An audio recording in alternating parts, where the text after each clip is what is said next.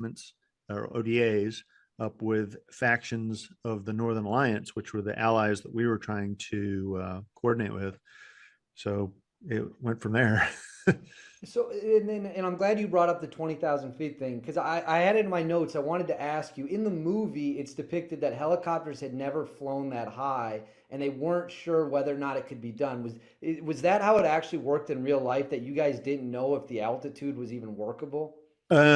Yes and no, but not for the reasons that you might think. So helicopters had flown that high. Chinook helicopters routinely fly at 25,000 feet in Alaska, right over the mountains there. They do the rescue mission at the top of that. That was at Mount McKinley, I think. And so it is possible, but using carrying a usable load, going the distance that we need to go as far as, because we had to trade off fuel for cargo, if you will, people.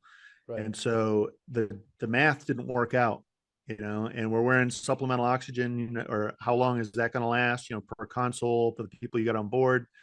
So there's a lot of calculations that have to go into this that, really weren't operationally proven. I operated in Colorado all the time, but that's nothing compared to Afghanistan.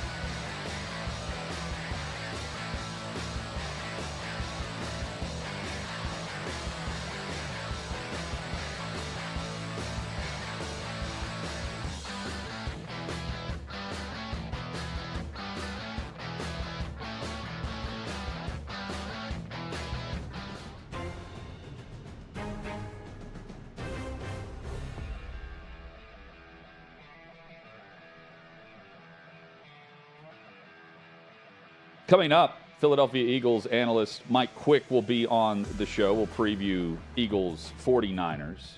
Chad, right now, though, each and every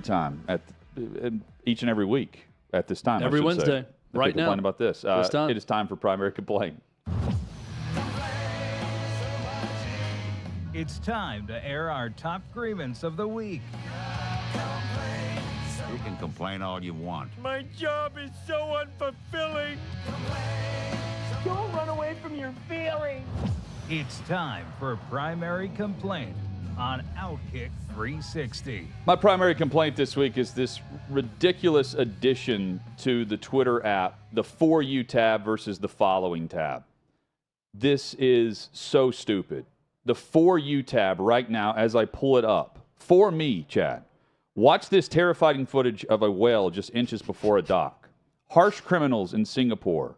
When will you retire? Find out here. Happy birthday, Wes Durham. Wes, I love you. I don't need to know this. And a brunette is bending a coat hanger on her head. For me, the people I'm following, that's for me on Twitter. That's my primary complaint. Hutton's algorithm's very heavy with animals in peril. I skipped the porn based on what they're finding there. My primary complaint. So reports are out that LSU made a $1 million mistake with Brian Kelly. They overpaid him by a little more than $1 million in his first year as head coach. My primary complaint is not that. It's that it's not me that's ever had something like this happen to them. Somebody, please, that pays me anything, make this level of mistake with me. I'm mad, and my complaint is that I'm not Brian Kelly right now, reaping the benefits of what happened with him and LSU. That is my primary complaint. Chad, at least they didn't steal this from a children's hospital. Ooh.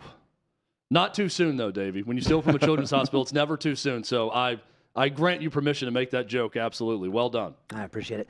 Guys, today, my primary complaint. Last week I was out with COVID and I could not sleep. At 3 a.m. one night, I was just scrolling through and I came across something I had never seen before. And it has to do with the 7-Eleven logo. If you guys look at this, the N is lowercase. All the other letters are uppercase. And I just had to find out why this was. And really the going theory is there's not a real reason as to why this was the case. They made the change in 1969, if you look back at the old logo. And I don't know why, but my OCD is giving me problems. I can at least say with the old logo, if you look at it just green and red, I mean, if you were colorblind, you would have some issues there. But they added a little bit, I guess it's like a yellow or an orange. I'm not colorblind, but on the new one, I just don't understand why they decided to change this. And it's also called 7-Eleven because they were open from 7 to 11, but now they're open for 24 hours. So it just doesn't make sense for their entire logo. And I can never drive by a 7-Eleven now and not just stare at that atrocity. And that is my primary complaint. I will never unsee this now. There was probably, that's good. There's probably some sort of trademark issue with the Kiefer Sutherland show, 24, as to why they couldn't change from 7-Eleven to 24. I see 7-Elevens popping up all over the place around Middle Tennessee. All of a sudden, I didn't know I didn't see a lot of them here, and now I feel like every time I turn around, there's a new one that's going up. Also, with logo changes, I think specifically with when you change the logo to something, I feel like everyone in marketing is just like, well, if we'll do this one, we like it, but if it doesn't work, we can just go back to the old one 15 years from now, and then it'll be vintage. Right? Yeah, like all these companies can just go back to the original logo, and then it's, well, we're trying to get a more classic feeling to our product and our brand now, so we went back to the original logo. So you always have the option to do that. So they really don't have an explanation for why they changed it to a lowercase n. That I don't believe them. They said there was a theory that the wife of the founder, whose last name was Thompson, like Old Man Thompson, his wife was like, that just looks too harsh with the capital N, so let's make it lowercase. But that's not confirmed. That's the only thing I could find, and I spent way too much time on this. But by the way, 7-Eleven, the most popular convenience store in the world. So to them just going up constantly, Chad, that's why. I mean, what's with the hatred of the capital N? Like, I never thought of the N as being an abrasive letter. What's the most abrasive letter to look at and see? It's called change for the sake of change, which I'm I'll totally tell you one against. that I hate. When cursive writing, back when they taught cursive writing, which they really don't anymore in school, when you had to write the capital Q, that's abrasive. It's like an L, but backwards. Oh, see, the capital Q in cursive? The worst was the Z in cursive. That one's bad too, but the Q made no sense to me. Looking at it versus it in print versus cursive, the Q was a very odd capital letter. We'll have to have a ranking at some point. Yeah. When it's not Q football and Z. season, we'll I'm going rank through the everything. most abrasive to least abrasive letters when they're capitalized. You were lucky. You only had 4 letters to write for your name. That's true. Well, congrats. Lucky and unlucky. But those 4 letters spelled out Chad. That's the unlucky part of it. Mike Quick, another short name, but a great player and a great analyst. He joins us from Philly. We'll preview Eagles and Niners Way next better on than OutKick Chad. 360. Way better.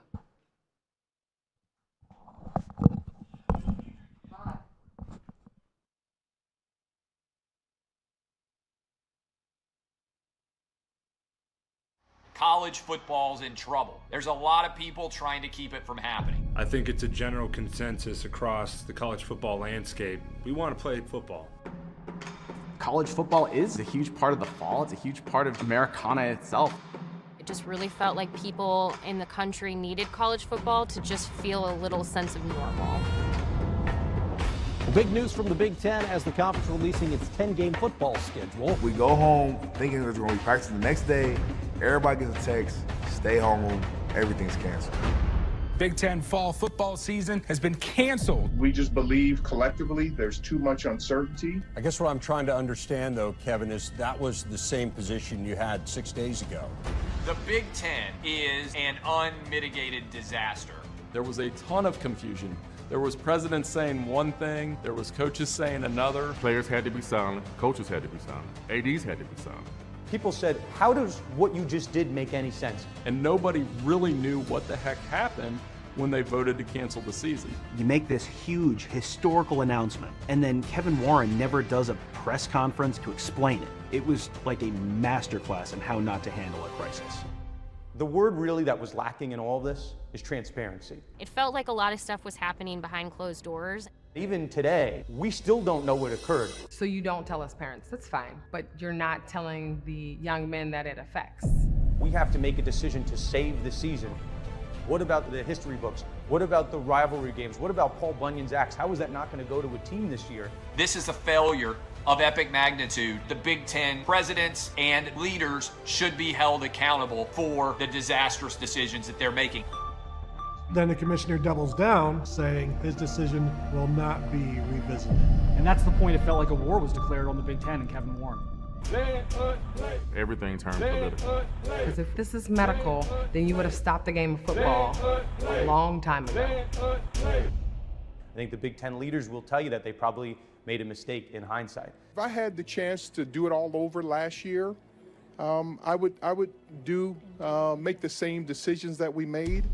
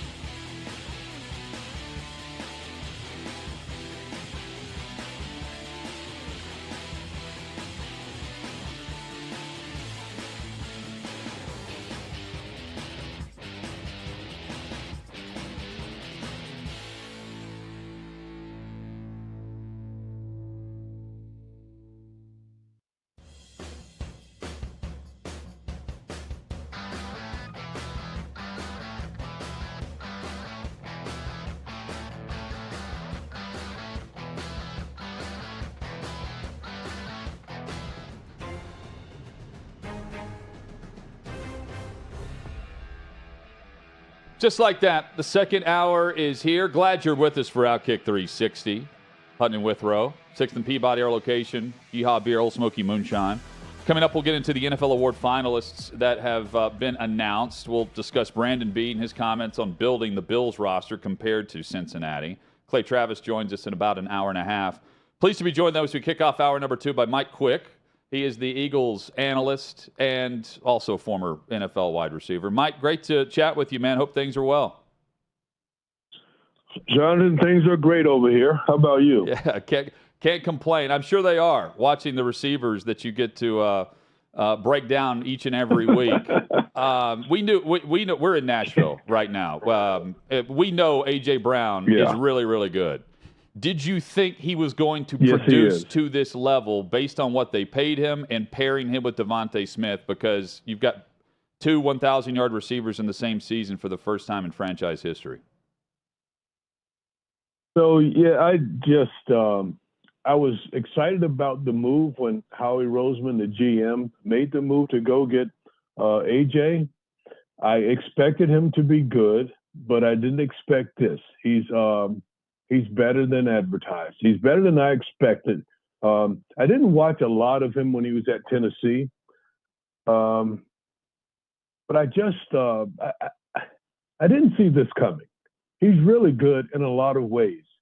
And that the two of these guys together, he and Devontae, I call them the dynamic duo because they're different, but at the same time, they're so productive in what they bring to the party.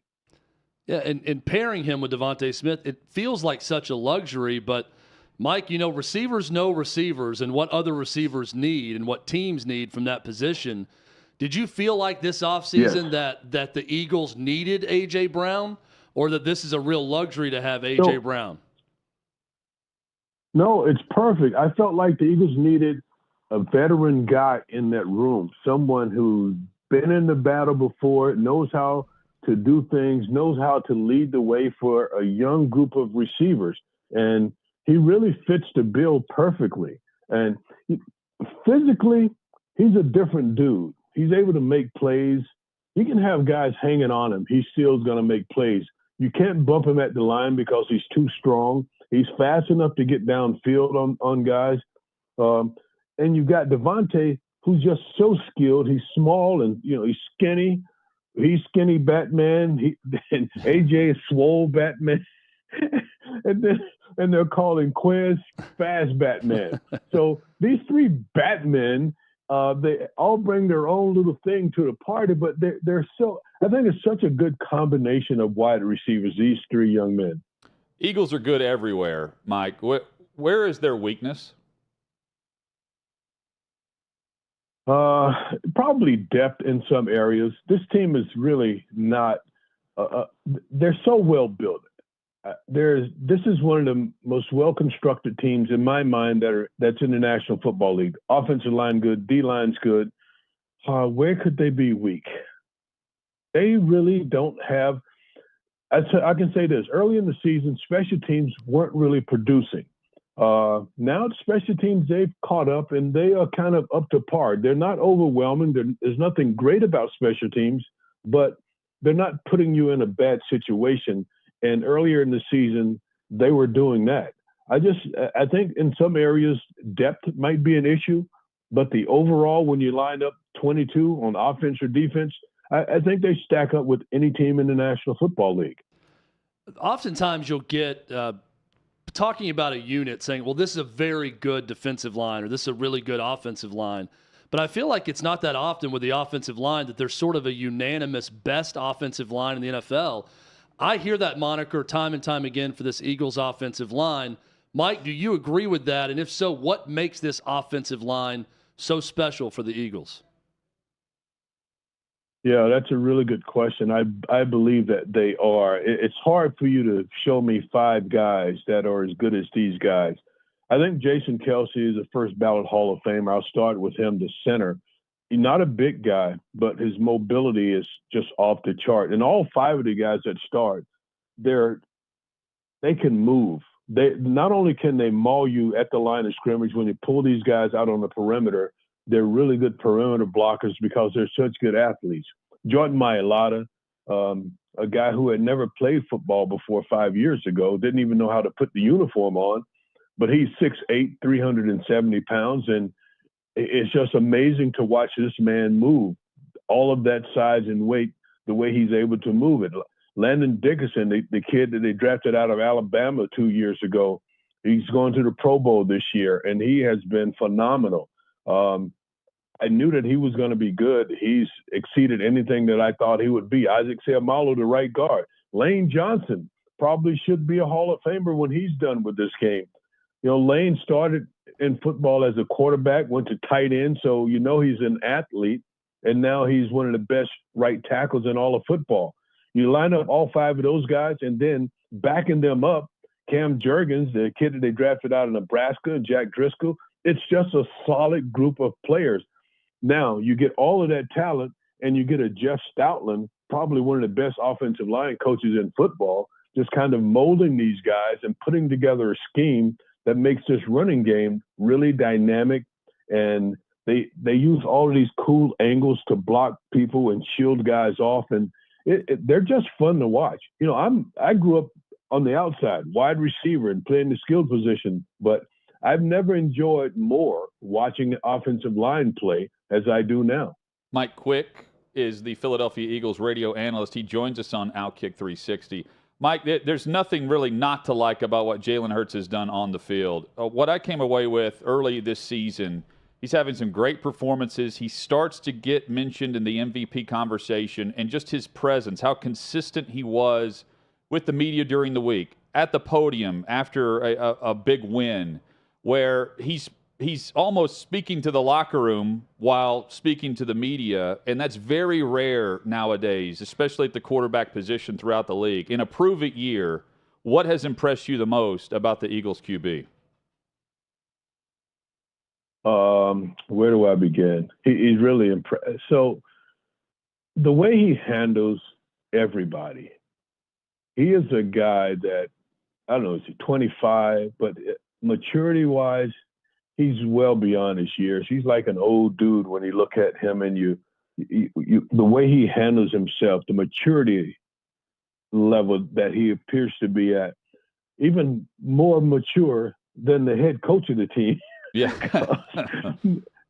Just the way he handles, you mentioned it, the players as well as the media. The guy is just a pro, and I just did not see that happening so quickly. Now, I know that he's talented, and I felt like he would eventually become a good player, but no one saw this, the way he's ascended in such a short period of time. I don't think anyone could have said that this was going to happen, but we're watching it, and we're watching this guy just right in our eye. I think Brian Johnson really helped the quarterback coach, because they go all the way back from when Jalen was a kid. And Johnson's with him all the time, and I think he's really helped him to grow as a pro. But the other intangibles that are there, they were already put in by his father and coaches when he was a little guy. You know, his father being a high school coach and coaching him through high school and just being around the game all of his life. I think that has a lot to do with who he is right now. So many NFL coaches, I can't really separate them from a personality standpoint. They all kind of sound the same at times. Not the case with Nick Sirianni and his personality. What has that personality brought to this Eagles team, especially being that type of personality and that type of guy in the head coaching position for that team? I just think he's fun. You know, he's young enough still that he really relates to the players, and I think it starts there. He holds people accountable, and that to me is really important. And he's going to back these guys. If something's going on, Nick's going to have their back. He'll take bullets for them rather than putting them out there and having the media or having us blame the player. Nick wants to take the blame. But if you watch him on the sideline during games, he's just being himself. The guy has a lot of fun. He gets excited, sometimes a little too excited, but it's who he is. And one thing I've learned about being in locker rooms, you can't hide who you are. And if you're not being who you are, then players are going to know that. And you don't get the same level of respect from players if you're trying to be somebody else. Nick is who he is. He's very relatable. And he's a very, very, very smart football mind. Mike, can you explain what playoff football is like in Philly and what Brock Purdy is in for as he hits the road this weekend as the quarterback of the Niners? Yeah, I think it's going to be like nothing he's ever dealt with. I just, football in general, when you get to the NFL, it's a little bit different. And I know he's played in some big games, but at Iowa State, it's a little bit different than going to Lincoln Financial Field in Philadelphia. And there's one game separating you from going to the Super Bowl. The crowd is going to be stoked. It's going to be a crazy environment. And I just think it's a difficult place to play, even in the regular season. But when you get to where the stakes are as high as they are, I think the 12th man, being that crowd, will try to make things difficult for the entire 49ers team. So I'm sure that it'll be something that he's never witnessed before. Two great defenses going head-to-head here as well in this matchup on Sunday. I'm curious, when Philly has lost this year, and it's only happened 3 times, twice without Hurts. When they've lost, though, Mike, what's been the common denominator? And if you're defending this offense, how do you think San Fran matches up with Philly? So I think the common thread on games that it was just the mistakes on their own part. When they are buttoned up, when they've got everything, making the correct calls, correct assignments, doing things the right way, they've been a pretty dominant team. Wait, what was the other part to the question? Well, just how the Niners have match up against what Philly can do offensively. Oh, it's a great matchup because the Niners are great. It's the number one defense in football for a reason. They are, across their front, they are extremely good. Nick Bosa, he's the best pass rusher in football right now. He leads the NFL in sacks. And across the board up front, they're really good. But I think they've got perhaps the best 2 linebackers in football, Fred Warner and Dre Greenlaw.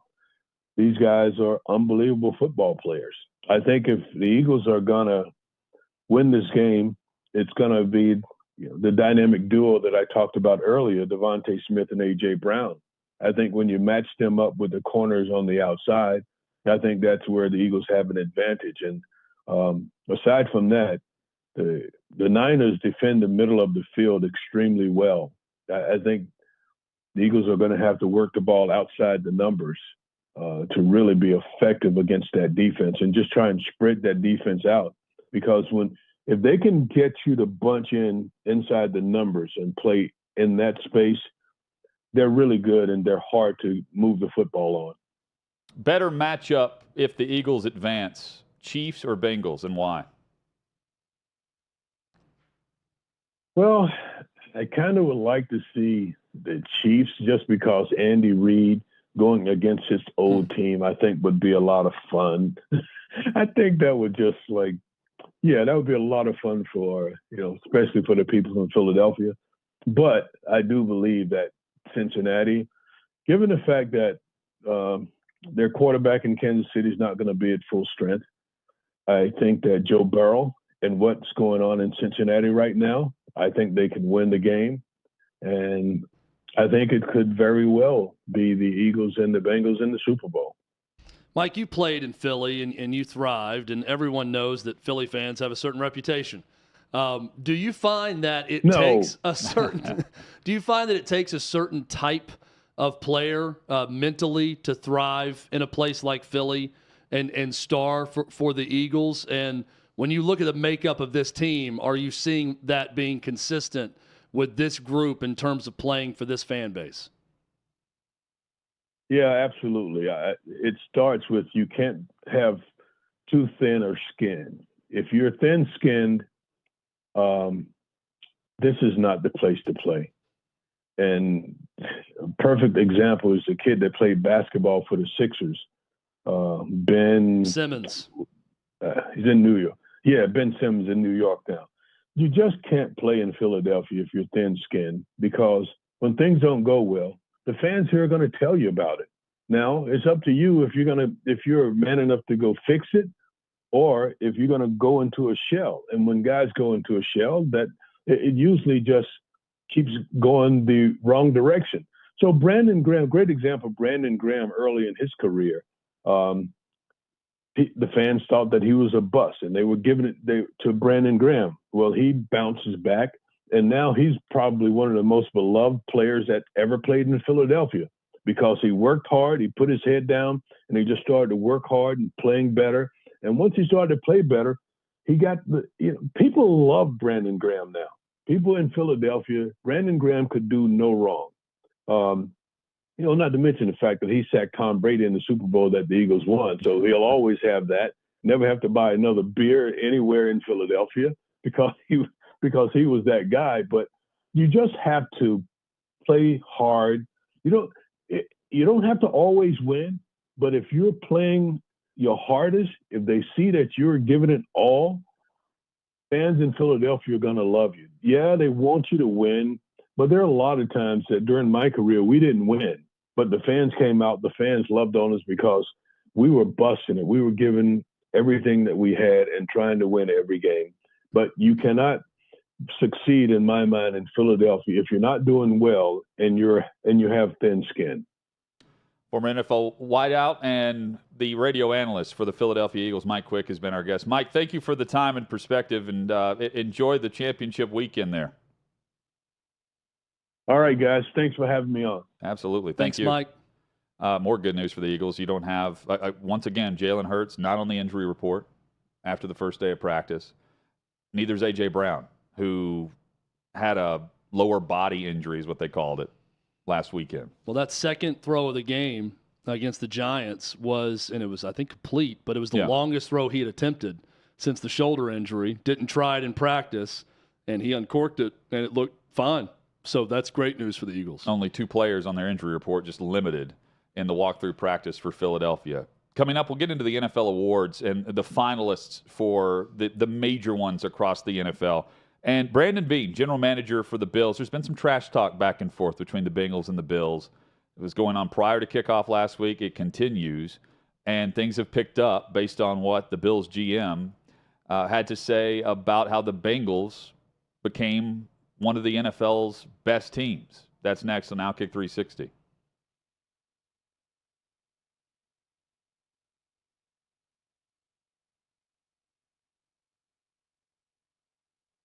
NIL, when it comes to Florida, has been a story over the last couple of weeks because of Jaden Rashada. And you put out a great piece with a timeline on kind of how things went down, who kind of was the one involved in this, situation with Jaden Rashada. And so let's kind of dive into that. Coming off your reporting, and I don't want you to give everything away because I want people to read it. But what we're kind of looking into this thing for the last couple of months, man, what were some of your big takeaways? Maybe shocked you, or you just, when you dug deep into it, you're like, okay, wait a minute, this doesn't feel right.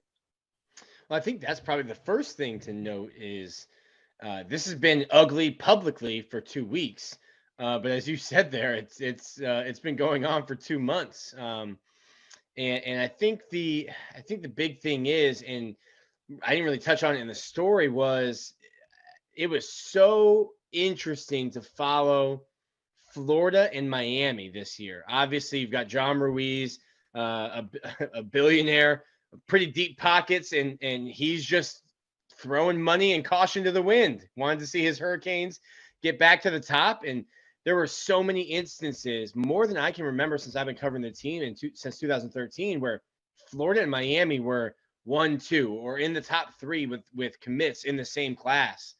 And I think Florida just came out second place or third place to Miami so many times. And I think what precipitated this whole incident was Florida trying to get a win back. And this was right after Cormani McClain shocked the world.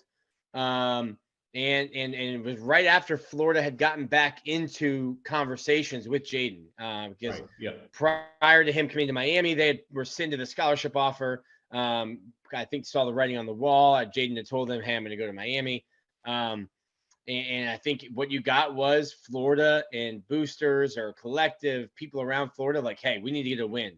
And I think you saw really a year-long battle between Florida and Miami, collectives and boosters, that Miami was winning. I think you saw Florida try to get back into it. And whether the money was never there and there was a miscommunication, or if the money was promised and then somebody came off, and was like, hey, that's a lot of money. Maybe I shouldn't have done that.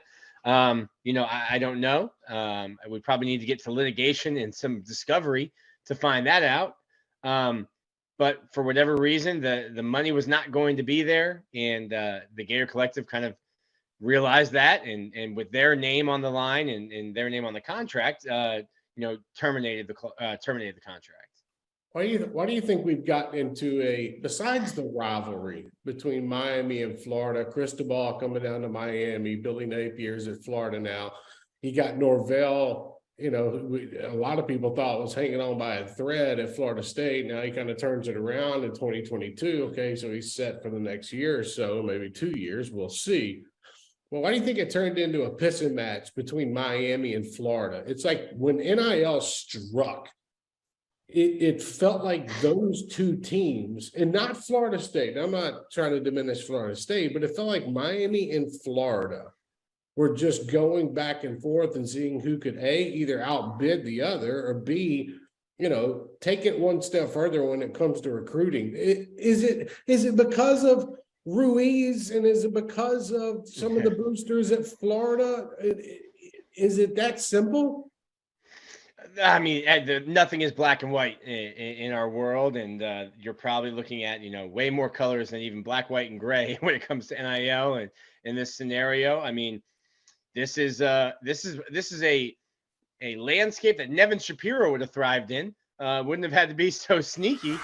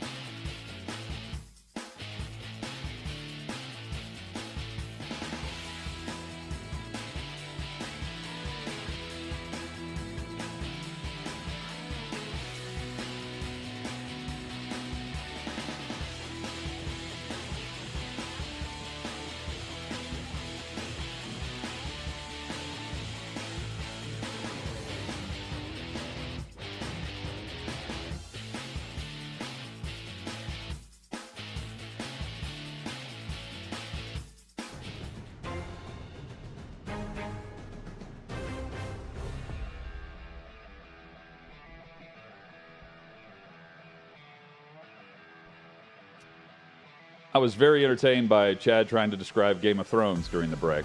Yeah. Someone who's never seen it. Haley.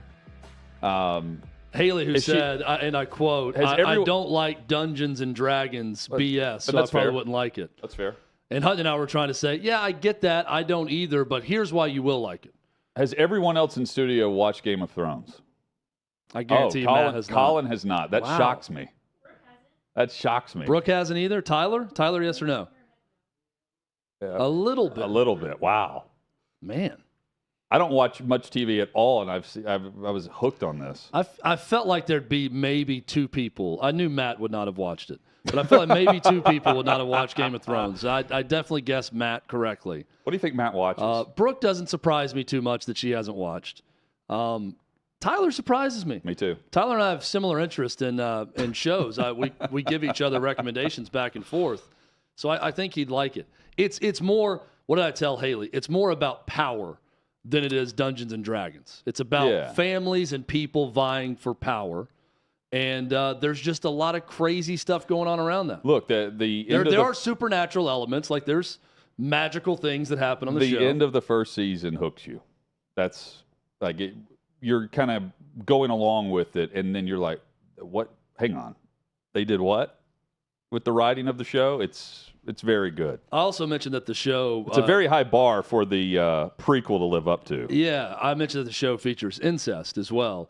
And at the very end of the first episode... It's got anything you need. You don't have to wait for the end of the first season. If you remember the end of the pilot, you get hot and heavy into that. And you're like, oh, okay, well, didn't know this is this kind of show. So it's Highly entertaining, though, is how I would describe it. The budding rivalry between the Bills and Bengals, highly entertaining. The trash talk. If Eli Apple is trash talking you, you've got problems, right? Like this guy, he's usually on the opposite end of reasons why people are bragging and boasting when they are going head-to-head one-on-one with him. He's doing all the bragging this week. He was doing it post-game, and Brandon Beane, the Bills general manager, was asked about the structure of Cincinnati, how the Cincinnati Bengals have been built compared to how Beane has gone about building up the Bills, and here's his answer.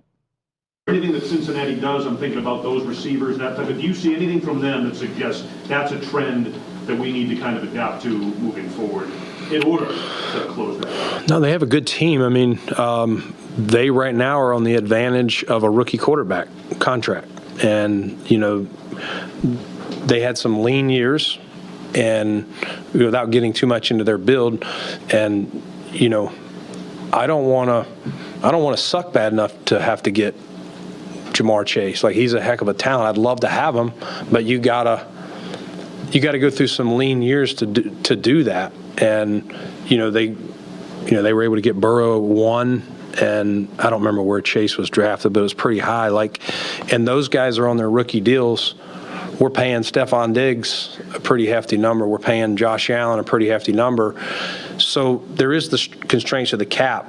But they have a really good team, and they got some good young players. So what he's saying is 100% accurate.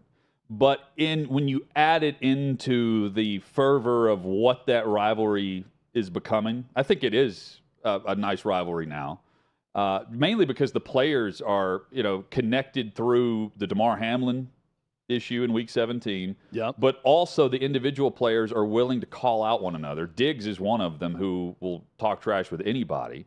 What he's saying is accurate. When you add it into the overall back and forth, it's very intriguing how he mentions Chase and how bad the Bengals had to get in order for them to be able to have Burrow and Jamar Chase. It's tailor-made for some great social media team trolling from Cincinnati on their side about, man, glad we sucked well enough to get this guy the moment Jamar Chase scores a touchdown against the Chiefs. So you're probably going to have some of that. But I'm with you in that it's being made too big of a deal about what Brandon Beane said. A lot of people are saying, oh, he's petty. It's not a jab. Yeah, he's just jealous and this and that. He's really not. When you listen to what he's saying and how calm he is and he's trying to explain it, this is where the Bills are. There's two different ways to go about it. Bills got the 7th overall pick, and they took Josh Allen. That's worked out. So they had a good core around him. So they start to build and build. Eventually they go to an AFC championship. They don't win it, but they know they have a team that can compete for a Super Bowl at that point. So you go spend big in free agency. You trade for guys. You bring in Von Miller, Stephon Diggs, who he mentioned. You're paying veteran guys a lot of money. That's one way to sustain a window of time where you can win a Super Bowl. The other way to go about building a roster is sucking. And that's what Cincinnati did. They were terrible. They got the number 1 overall pick. That number 1 overall pick was Joe Burrow. He might be the best quarterback in the NFL right now. In fact, according to OutKick 360, he is.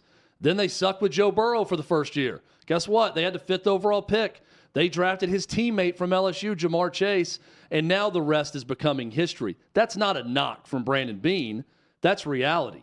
Teams are built differently from a roster standpoint, and what he's saying is we can't just go out and tank a season to go try and get our Jamar Chase. That's going to be a young receiver and playmaker that way. They are a team that's going to be consistently good. They have been. They will be for the foreseeable future.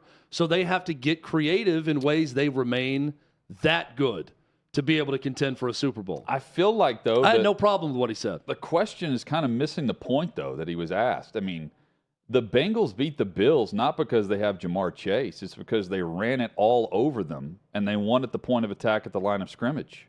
They bullied them in the trenches. That's what the game came down to. So, 2 great quarterbacks. The Bills have their own great wide receiver in Stephon Diggs, and they're also not just mentioning Chase. They're mentioning the wide receiving core in totality. I get it. But it was the run game and solid defense from Cincy that won them that game. And That's what the Bills have to get. They've got to get some semblance of a run game they can lean on. The defense is there. They really miss Von Miller, Chad. You mentioned him. It was a Super Bowl or bust expectation for Buffalo, and these are the type of questions you get. Also, you don't have really time to tank anymore if you're a GM because you're fired. Well, you're fired, and, I mean, this is a guy that has built a really good roster and good team that's trying to find ways to keep that team in the mix to go win a Super Bowl. That's the goal. We said this year it was Super Bowl or bust for the Bills. Yeah. That remains the case going into next year. So I think he did a good job of trying to answer a question and talking about Jamar Chase, but what can he say other than we have to evaluate what we can do? We can't go magically get the 5th overall pick in this draft and get someone that's an instant playmaker that way. So we got to get creative. I'm with you, Hutton, on the gashing of the run game from the Cincinnati, which is crazy in that one. I think a bigger issue in this game, when I look at it and you look at both plans, the Bills got outcoached. And that's not to say Sean McDermott, his staff's not really good. Leslie Frazier got outcoached big time as defensive coordinator. I thought Lou Anarumo was terrific with the defensive plan against Josh Allen. I'm evaluating more of that than anything else. Not that anything should happen with the Bills coaches, but if I'm pointing to something that really went wrong, I'm thinking, man, Cincinnati had a superior plan in that game. It wasn't just about players. It was about plan, and their plan was far superior to the Bills in that one game. Doesn't mean that Sean McDermott and his staff's not doing a great job, but in that one game, they were outclassed big time.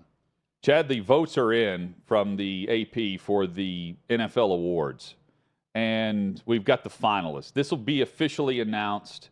This will be, the week of the Super Bowl at the NFL Honors Show. In fact, it's already been reported that all but 2 votes for first place went to Patrick Mahomes for most valuable player. So it's a formality. The secret's out there. I do think Jalen Hurts, if he doesn't get injured, is right there with a chance to win most valuable player. I totally Mahomes agree. and Hurts were going back and forth, and then Mahomes took off. They earned the number 1 overall seed. But I think Hurts with that offense would have continued that climb and would ultimately win MVP, which is incredible considering the odds that were stacked against him in a prove-it year. I say stacked against him because no one really expected him to be this good compared to the other finalists. I just said, with the thing that surprises me is they announced 5 finalists. Josh Allen, Joe Burrow, Jalen Hurts, Justin Jefferson, Patrick Mahomes, when it's already been leaked that Mahomes won all but 2 first-place votes. And how do you have 5 finalists for that? I don't know, but also they're trying to get people. Well, they're trying to get the players to show up to the award show. I think, they want star power for that NFL honors. That's a good point. So I think Jalen Hurts, it was going to be his award had he not gotten hurt. I don't think it was just he was in the running. So, I think he was going to be the MVP had that injury not happened. This is where it's intriguing, though, because MVP is a quarterback award. And throughout the season at OutKick, I was writing, for me, Offensive Player of the Year is not going to be a quarterback because MVP is a quarterback award now in the National Football League. But this is where Hurts could actually win the award, is Offensive Player of the Year. Mahomes won both in 2018. He won MVP and he won Offensive Player of the Year.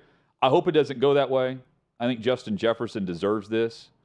But this may be the consolation prize to Jalen Hurts for getting injured at the end of the regular season before the votes were cast. There is no official protocol here, but it would certainly break protocol if they went with the second place finisher for MVP.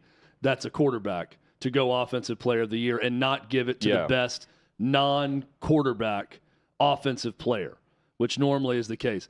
I believe it's going to be Justin Jefferson. Kind of hope it's going to be Justin Jefferson for that very reason, because receivers aren't winning MVP. It's going to the quarterback. No receiver ever has. There should be an award that they can win, which is Offensive Player of the Year.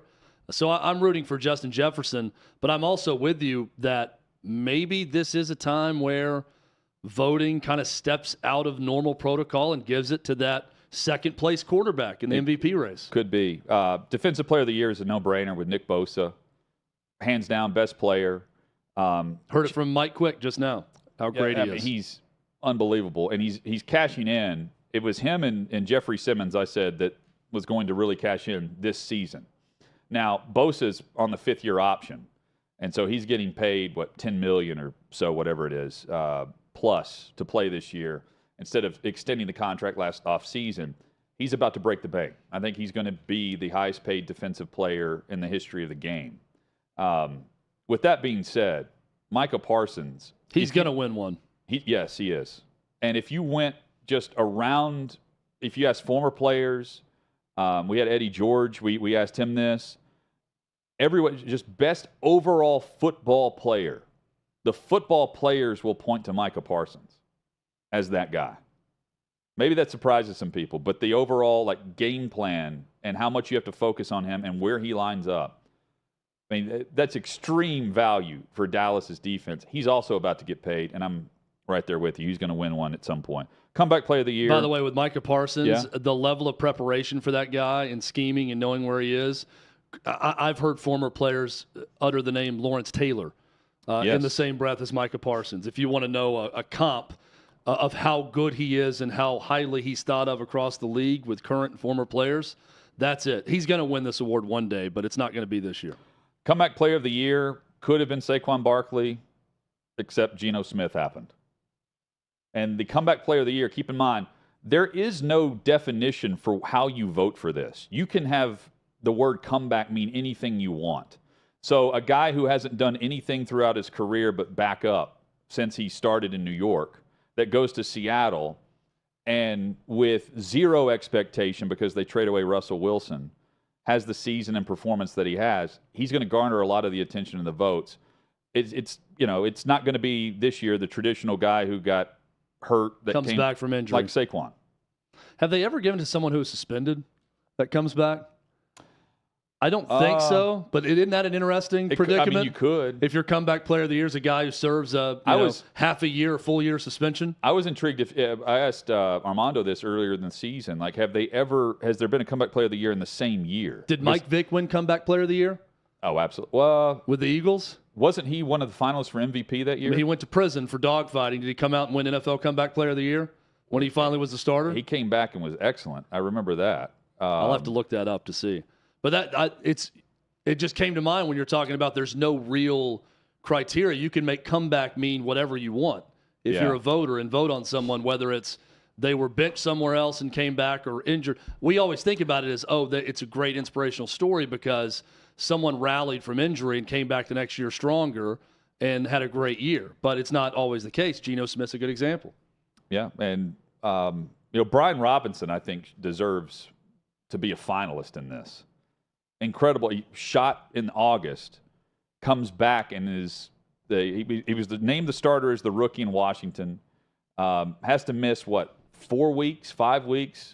Incredible comeback in the same year to play and perform at the level he did as the rookie back in Washington. Coach of the year. Mike Vick, by the way, 2010 NFL comeback player of the year. Okay. Won it. Was that the season after? I'm giving you all the different ways you can come back. You can go to prison and come back to the NFL, and then you're comeback player of the year. Yeah. Again, you can make up your own definition. This one's pretty easy. In the 12-year history of the honor, when it was given out in 2010, no player has returned from jail to earn it until Mike Vick, making history. Make a movie. Coach of the year is simple, right? Brian Daboll.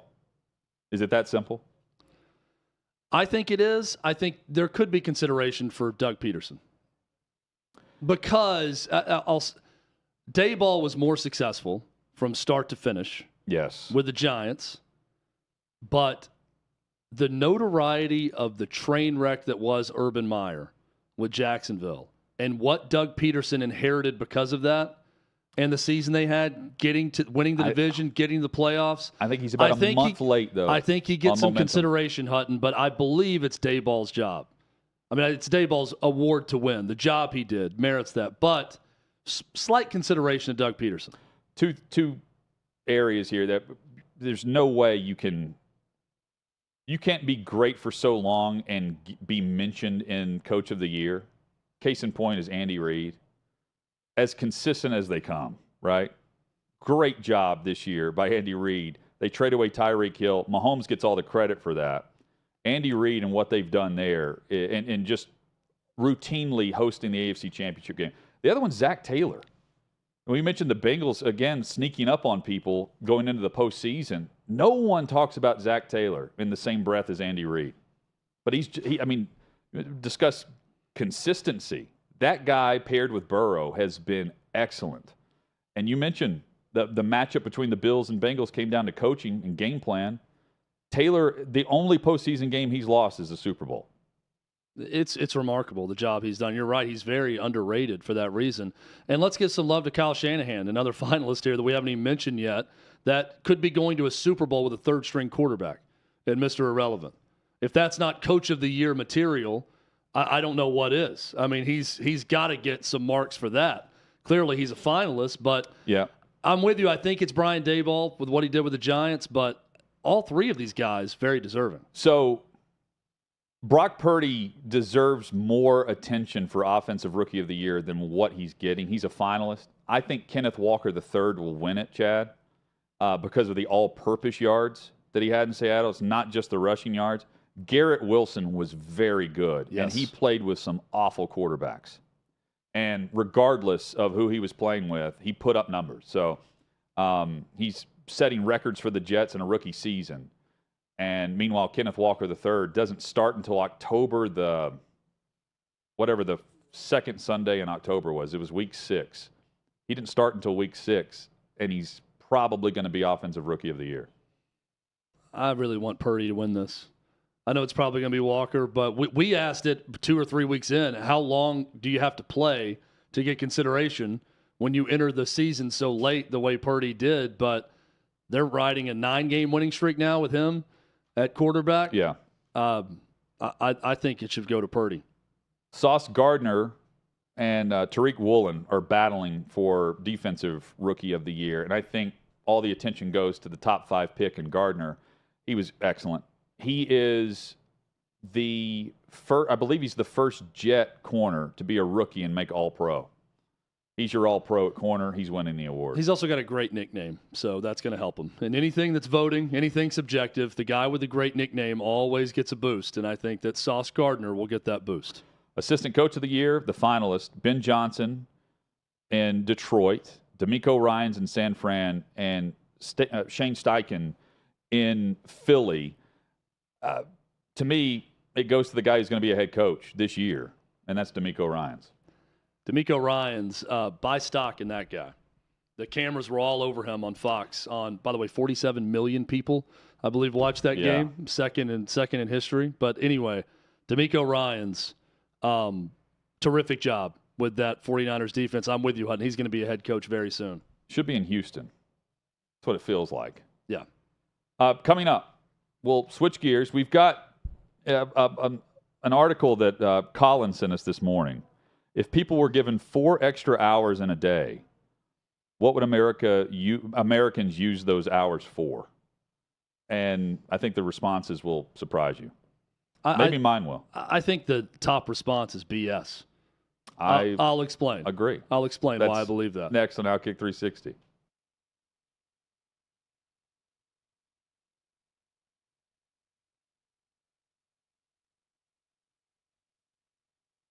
And how long after 9/11 does your unit, the 160th SOAR, which is the most elite helicopter pilots in the world, how long does it take for you guys to figure out, okay, a plan's being set in motion, we're going to Afghanistan? Was it within days? Was it within weeks? It was within hours. Within hours. So we drive back that night, the battalion commander and I, and the next morning I'm sent down in a 15-passenger van with a bunch of other planners to Tampa, Florida.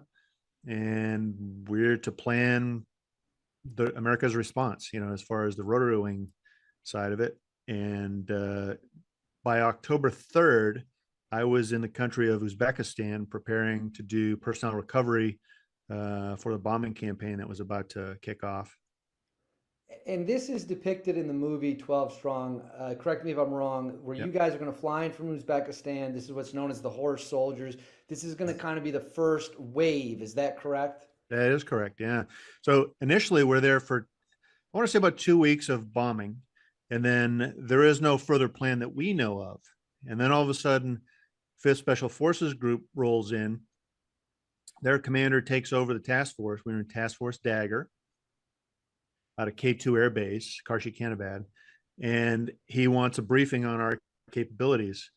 And so we sat down and we started talking to him about, the mountains and the distances that we can or can't fly, the way the weather is, and all these things. And he's like, "Gee, I wish somebody had told us that ahead of time." And ironically, when I was in Tampa, they were one room over, and nobody ever connected us, because it just wasn't considered important. But now it was, especially as they heard that the mountains were 20,000 feet, and that the weather was horrible, and all these things. And so we tell him what we can do. And he goes, "Well, you guys are going to start doing a UW campaign, which is unconventional warfare. That's where you link up individual operational detachments, or ODAs, up with factions of the Northern Alliance, which were the allies that we were trying to coordinate with." So it went from there. So, and I'm glad you brought up the 20,000 feet thing, because I had it in my notes. I wanted to ask you, in the movie, it's depicted that helicopters had never flown that high, and they weren't sure whether or not it could be done.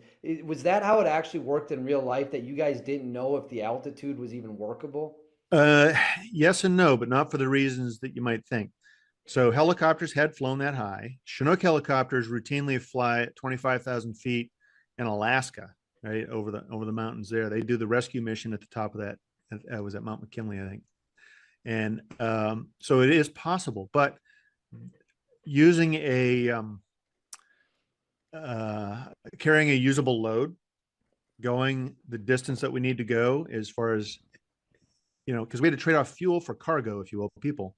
Right. And so the math didn't work out, and we're wearing supplemental oxygen, or how long is that going to last, per console for the people you got on board.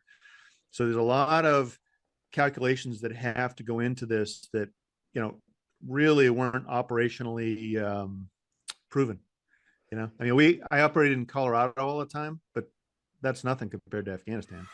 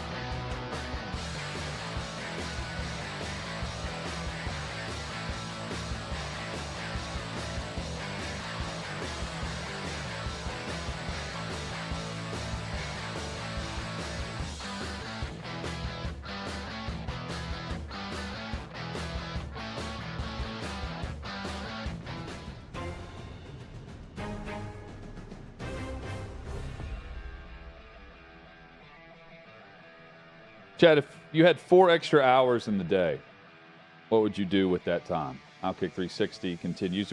Americans were polled on this. 60% of Americans agree that there are not enough hours in the day. I'd like to be a part of the 40%. Like, some people vote, I have too many hours in the day. Yeah. I would say 100% of Americans would vote that there are not enough hours in the day. Those people need to be diagnosed with depression, clinical depression immediately. If this could be a great way to just weed out people that may need some help, is to go through and they say, there's way too many hours in the day. That's my biggest problem with the day. 24 hours, way too many. Those people probably, that's a cry for help, I think. So 60% of Americans said there aren't enough hours in the day, and that the average person needs 4 more hours every day to get everything done. Chad, 34% responded by saying they would do household chores. Yeah, well, I mean, what is everything? I guess is my first question there. To get everything done. I guess everything that you want to accomplish that day. Well, no, I mean, no one that has any goals or ambition at all is ever going to accomplish everything they want in a day. So it's either you did your task in front of you for the day, and it was a busy day, or it wasn't, or you didn't. But to say that I can't get everything, it's just a very broad word to me to think about getting everything done in a day. And I also think people are lying. If they had 4 extra hours in the day, they would do what they want to do. And what people don't want to do is chores. So they're not going to do that. No, they would have sex and do drugs. They're going to, yes, or drink or watch TV or go to the movies or do something like that. That's what people do with those 4 hours. So the people are lying. The people that were polled in this, they're lying. Now, I will say, the whole chore thing, like just keeping your house clean or getting little things done that you need to get done, that to me is just the last thing you want to do. So I understand the psychology of if I had 4 more days, maybe I would get to all those things and my house would be spick and span. I'd get all the laundry done. All the dishes would be put away at all times. I can understand that mentality, but I don't think it's true. Given 4 more hours in a day, people are going to do what they want to do. A dirty home, just the lack of cleanliness does bug a lot of people. I wouldn't like to have a messy house. You know what I mean? Yeah. If I couldn't get it done on my own. I've got a buddy who wakes up every day, and he's like on a timer almost. He vacuums the room he's going to be in every day. I mean, he's got OCD, clearly. But he has to, it's like his day is scheduled out where he puts the coffee in at a certain time to come out. Like he goes and works out at a certain time, like Nick Saban with the Little Debbie cakes or whatever. He's Tom Brady. He vacuums, like the room he's in has to be vacuumed. He cannot be in an unvacuumed room. Wow. Yeah. So, they do say, Hutton, for those successful people, that one of the signs of highly successful people is same bedtime. Routine. Wake up the same time. Yes. Stick to a routine. These are things that highly successful individuals do throughout the day. And those highly successful individuals would work more if you gave them 4 more hours per day. A lot of them would, yes. For sure. Would they do chores? And by the way, everyone's employer would want you to work more if you had 4 more hours in your day. So you'd still need 4 more hours. That's the reality of this poll. You think that the common workday would extend by 4 hours, and then those 4 Our hours show you would thought be 5 you got, hours long. you wouldn't even have it? Yeah, possibly. Man, with the extra 4 hours. I think you're onto something, Hutton. I mean, this would just be something. The highly successful people have people working for them that would be working more often for those highly successful people. It would further control the working class with the 4 extra hours. Yes. The freedoms you think you have now, some of those would be eliminated because your workday would now become much longer. And this is my honest reaction when I read this. I would try to watch one of the shows on your list. One of the 10 that Chad has been able to watch over the last 12 months. I want to watch one of those and commit time to it and enjoy it the way I've enjoyed some shows in the past that by the end of the night, I'm just like, you know what? Let me go down the YouTube wormhole again. See, on most weeknights, let me watch clips. My answer would be I'd watch 3 of those shows that I want to get to, even though I've seen all the ones you want to watch. Yeah. I just watch 3 more of those in solace while my kids are asleep. And there's no one there to bother me. Well, with 4 more hours, you would not be able to get as much done because your kids you'd have more ball practices. Yeah. you'd have at least one more tryout in your week. I'll tell you what I would not be doing also, Hutton, chores. That's definitely something I wouldn't do with those 4 hours. Yeah, fair enough. Headlines when we return. The 2023 Baseball Hall of Fame votes are back, and they're confusing. We have a beef with the Hall of Fame voters next.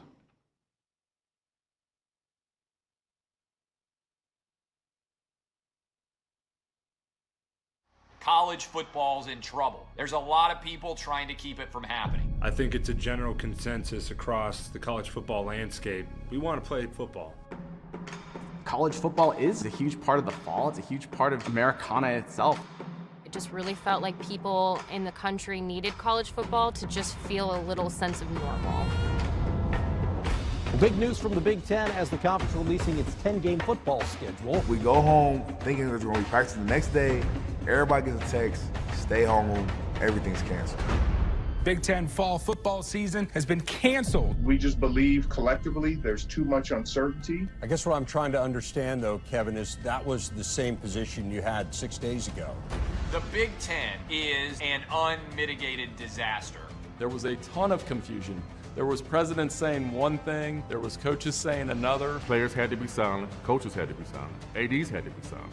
People said, how does what you just did make any sense? And nobody really knew what the heck happened when they voted to cancel the season. You make this huge historical announcement, and then Kevin Warren never does a press conference to explain it. It was like a masterclass in how not to handle a crisis. The word really that was lacking in all of this is transparency. It felt like a lot of stuff was happening behind closed doors. Even today, we still don't know what occurred. So you don't tell us parents, that's fine, but you're not telling the young men that it affects. We have to make a decision to save the season. What about the history books? What about the rivalry games? What about Paul Bunyan's axe? How is that not going to go to a team this year? This is a failure of epic magnitude. The Big Ten presidents and leaders should be held accountable for the disastrous decisions that they're making. Then the commissioner doubles down, saying his decision will not be revisited. And that's the point. It felt like a war was declared on the Big Ten and Kevin Warren. Everything turned political. Because if this is medical, then you would have stopped the game of football a long time ago. I think the Big Ten leaders will tell you that they probably made a mistake in hindsight. If I had the chance to do it all over last year, I would make the same decisions that we made.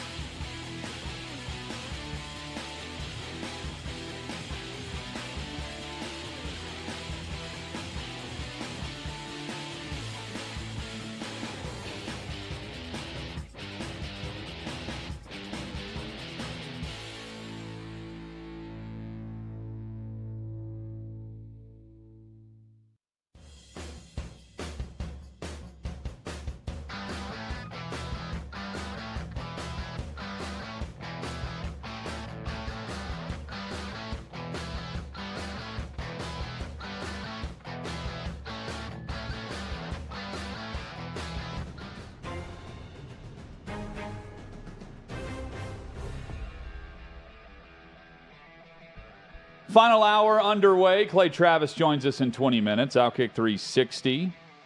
6th and Peabody, our location with Yeehaw Beer and Old Smoky Moonshine.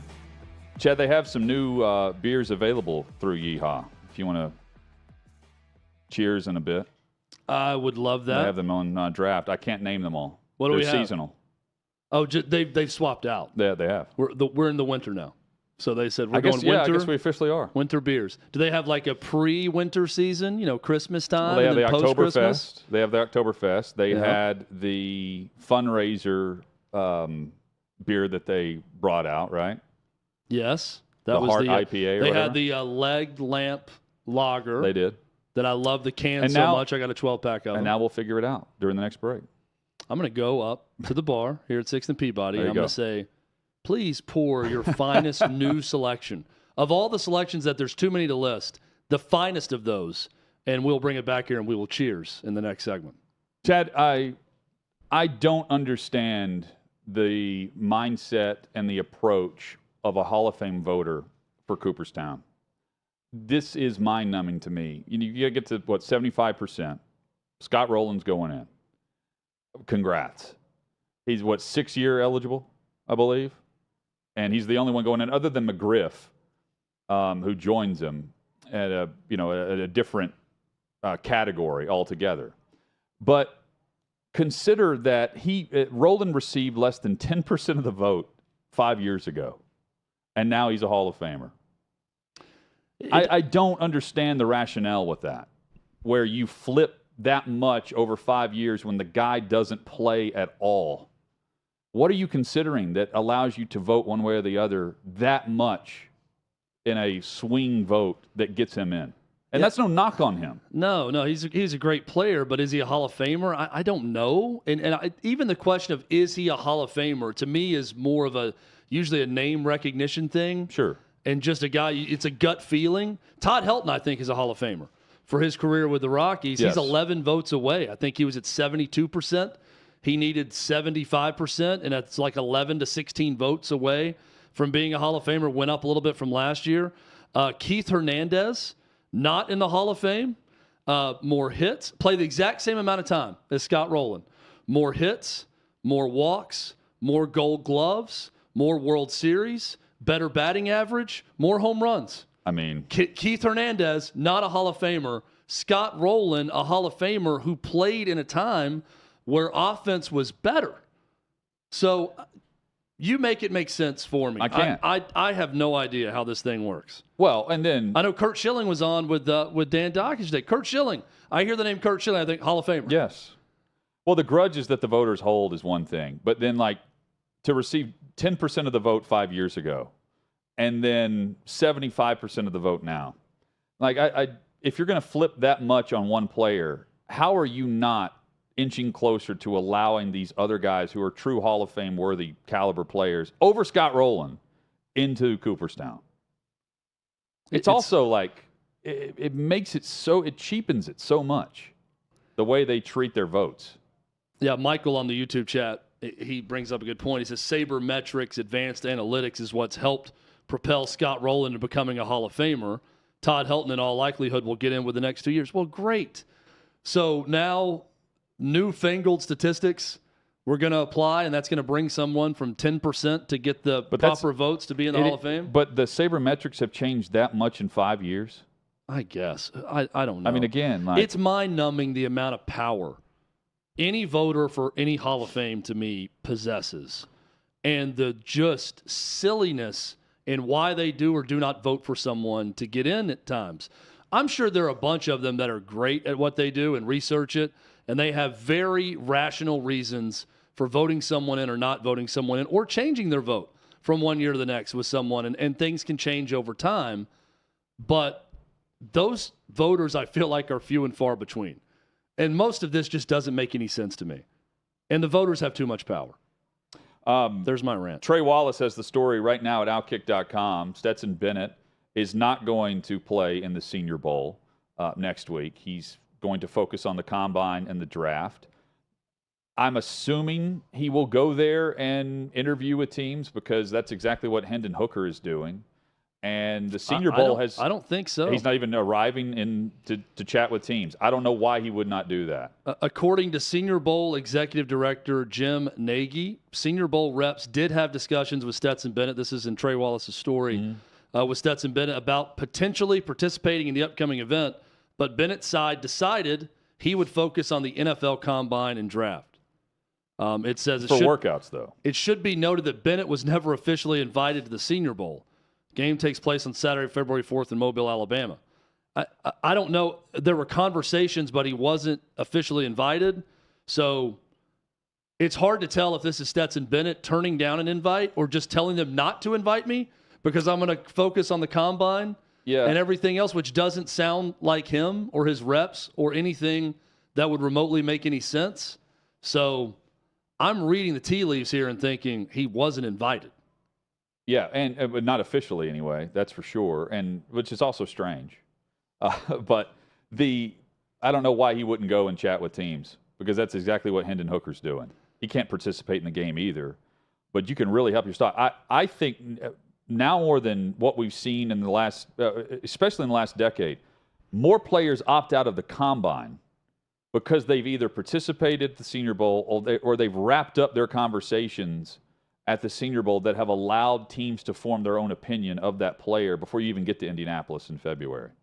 So I would show up in Mobile and go through the gauntlet if I'm Bennett. I think Bennett can end up being a day 2 pick. I do too, and he's also going to crush the interviews. Yeah. I think he's a guy that in the interview setting is going to impress It also teams. sounds like he's going to work out at the Combine. And that's where the scrutiny will come in, because that's where he's already, he's too small. He's 5'10", 5'11", 190 pounds. And I don't think he's that. Yeah, but that's where they'll have the official weigh-in and the face-off with teams, Chad. Yeah. Bryce Young, too. We'll find out officially on his height. I think also Hendon Hooker going to the Senior Bowl, great for him because he's going to do very well in interviews.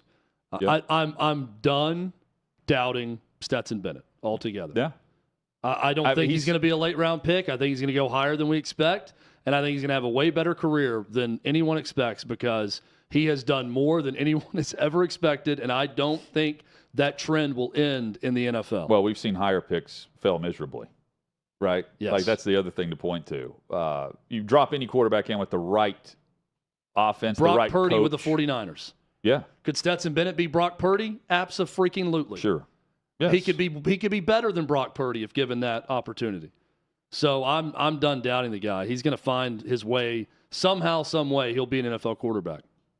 Chad, I don't know how the Demar Hamlin body double conspiracy theory makes sense to anyone, but there are those that believe that because you haven't officially seen his face, that he's dead. Like, this is some body double that they're showing on a routine basis now. Anytime this guy's out on a street corner, there's photos of him, standing outside the Bills facility. Of course, the one where the snow's falling and CBS can't even get a great shot of his silhouette because of the weather.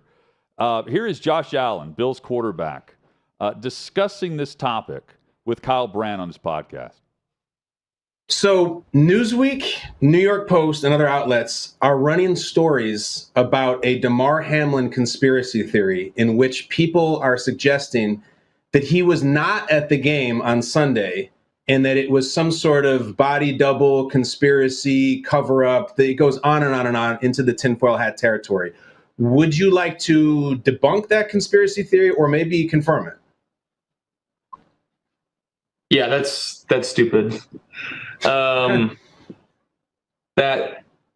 you said there's mainstream media outlets pushing this?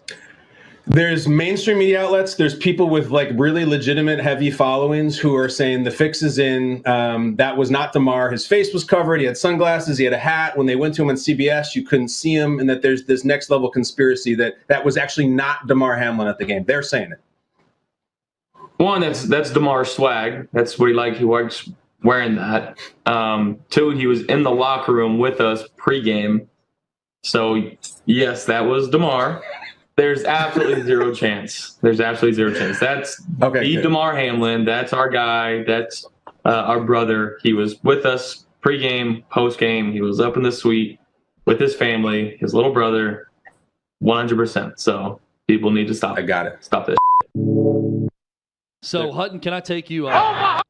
Can I take you under the tinfoil hat? Yes. Because sure. I didn't know these people existed that believe this. I saw maybe a random tweet about it and didn't really understand what they were talking about with body double conspiracy was what I was seeing.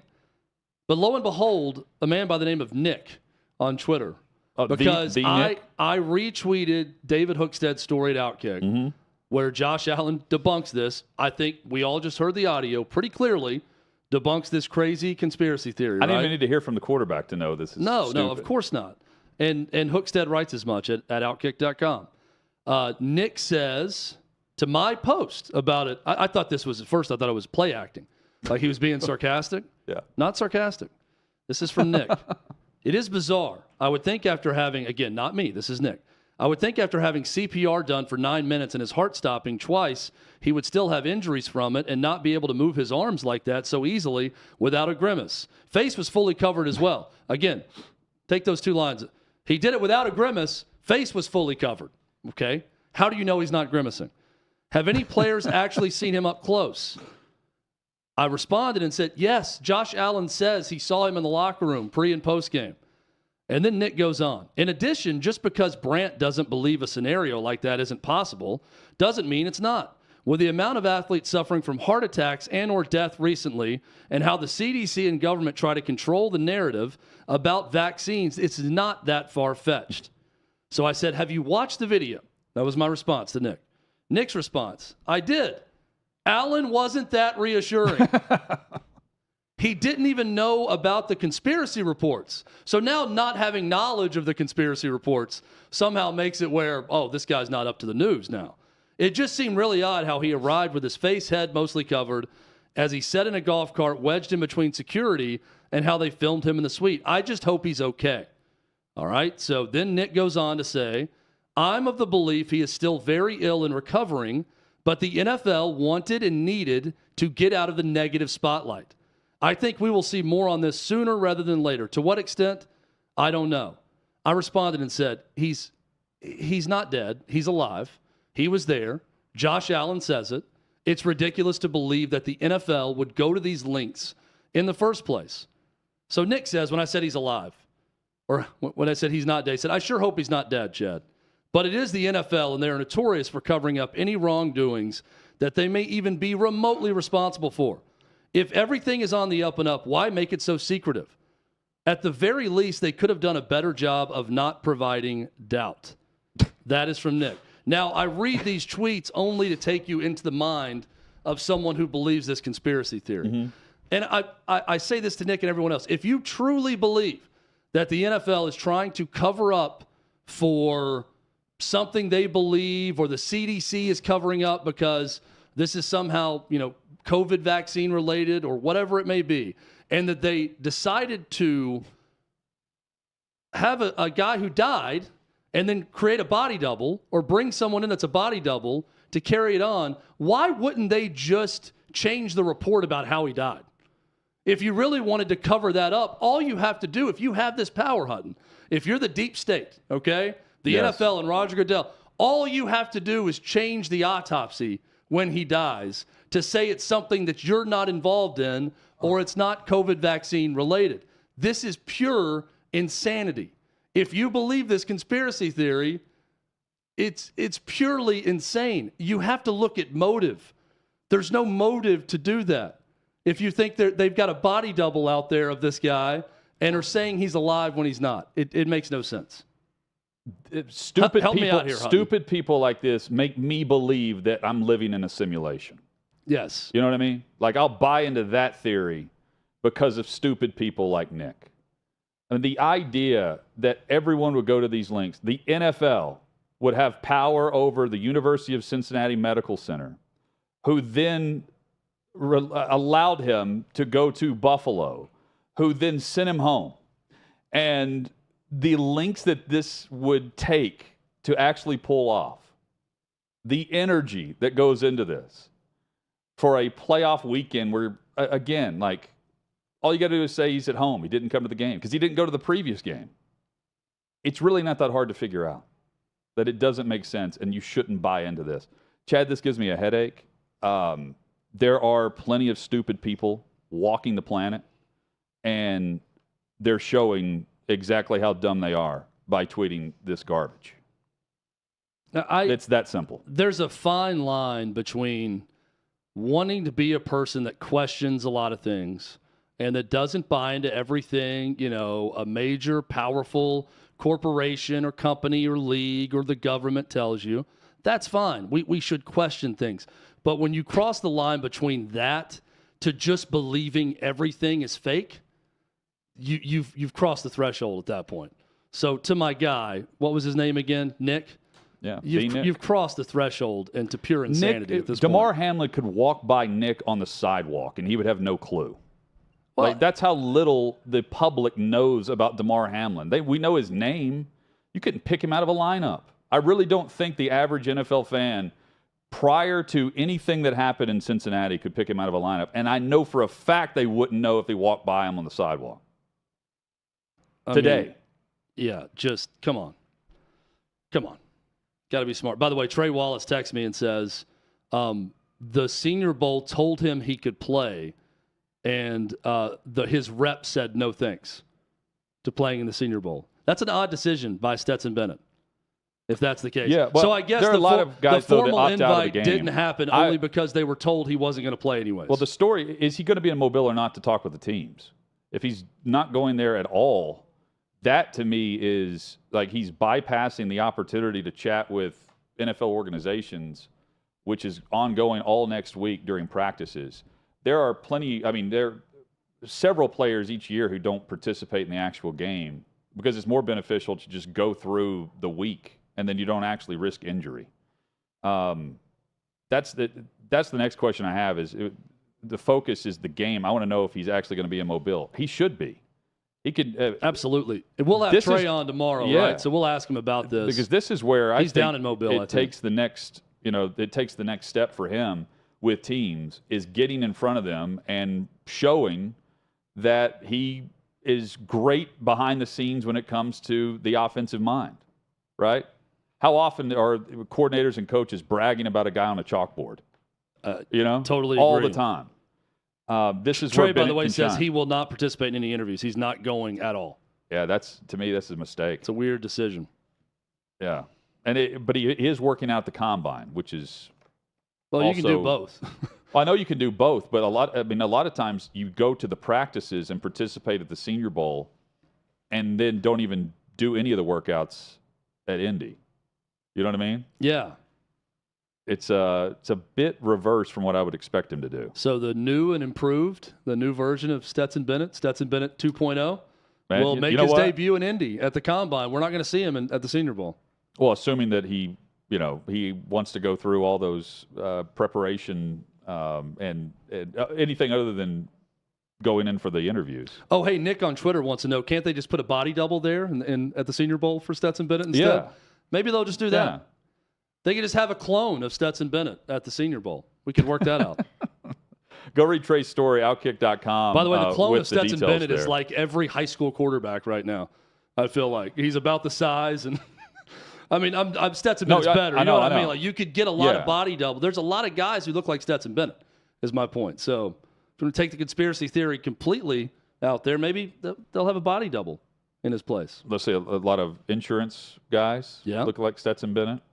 Car owners of car dealerships. Yes. I would say he's young, the son of the owner of the car dealership that will one day inherit the car dealership. That's what he looks like. He'll be a day 2 draft pick based on his performance in his 6th year of eligibility at Georgia. Coming up, Clay Travis on OutKick 360.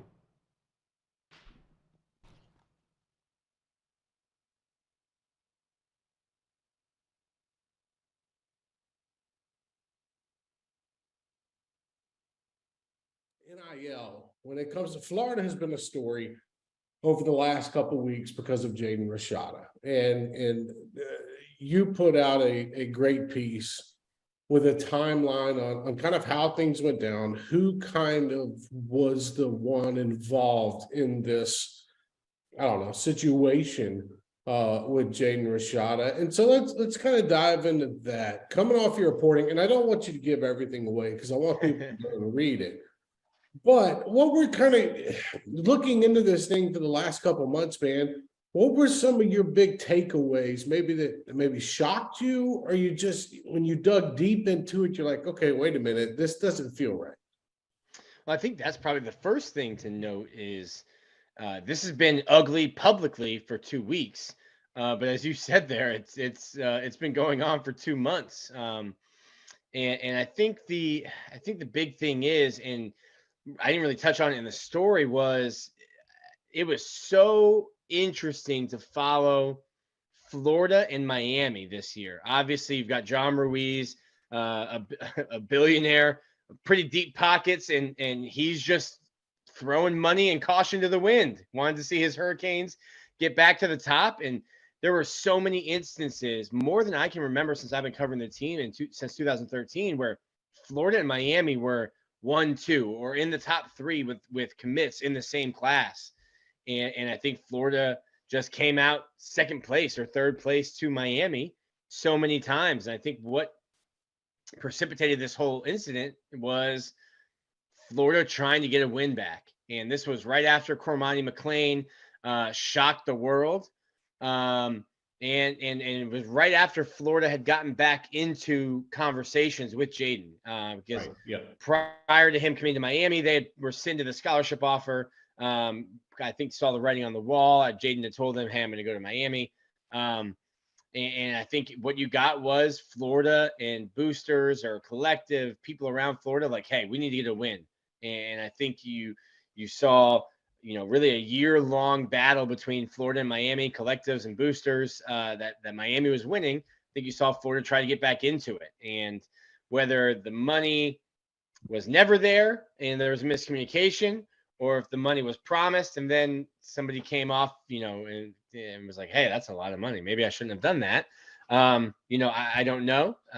We probably need to get to litigation and some discovery to find that out.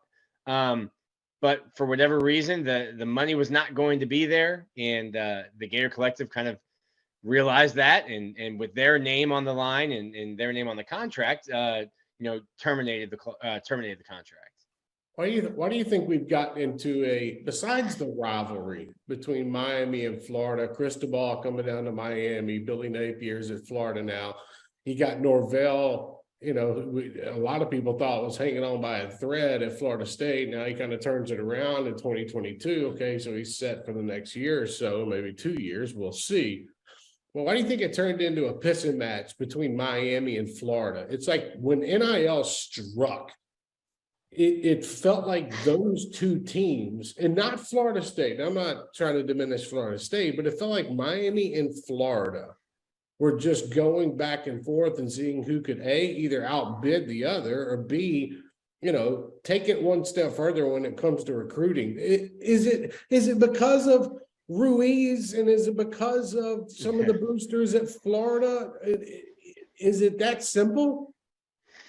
I mean, nothing is black and white in our world, and you're probably looking at way more colors than even black, white, and gray when it comes to NIL and in this scenario. I mean, this is a landscape that Nevin Shapiro would have thrived in. Wouldn't have had to be so sneaky.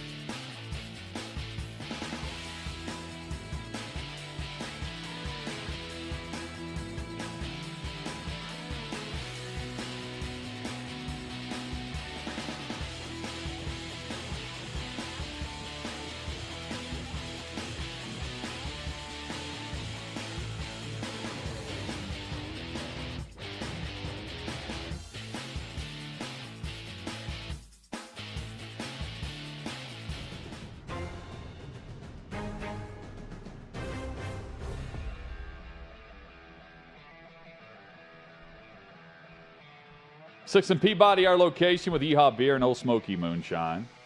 Clay Travis joins us as we return. Clay, hope all things are well, man. Yeah, I'm doing well. Getting ready to head out to Las Vegas here in a couple hours. That's not bad at all. Well done. Things are not as good for Bally Sports, Clay, and regional sports partnerships with the news. I know you've been following with the bankruptcy. What do you make of all of this and what this could signify moving forward? Well, there was clearly – so my last book was kind of dealt with this to a certain extent. I've been writing about this off and on for really a decade or so. This is the bubble bursting on the cable and satellite bundle as it pertains to the regional sports networks. And I'm sure people out there listening right now consume a variety of local teams, like where we live in Nashville. I watch, I think it's Bally Sports South or Bally South or whatever it's called. I don't know what the title of it is right now. But the easy way to think about this is initially these were all Fox Sports channels by and large. And these are local, regional cable and satellite channels that carried local teams. So if you're in Detroit, you got the Detroit Tigers games. If you're in, like we said, Atlanta, you got the Atlanta Braves. And these were sold as part of the $71 billion with a B asset purchase by Disney from Fox. And then almost immediately, the Department of Justice said, okay, you can buy these assets from Fox, but these regional sports networks are an antitrust violation because of you owning ESPN, ESPN2, SEC Network, and the like.